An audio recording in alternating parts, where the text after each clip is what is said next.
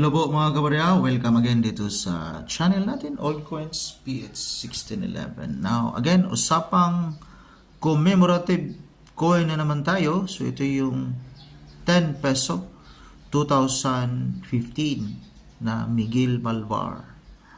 So ito yung titingnan natin mga kabarya kung magkano kaya yung value sa good quality sa ganitong klaseng barya.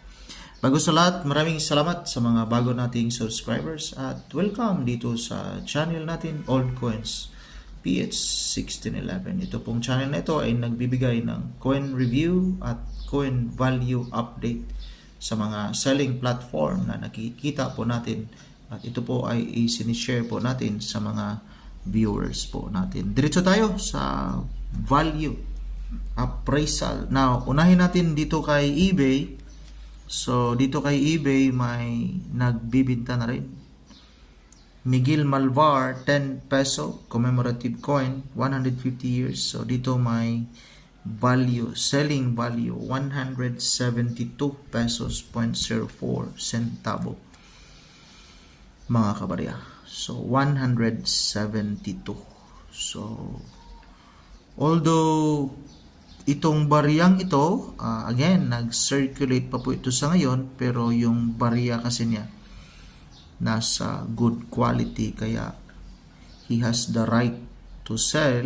So, depende na rin yun kung makahanap siya po ng buyer. Dito naman kay ucoin.net may $1.89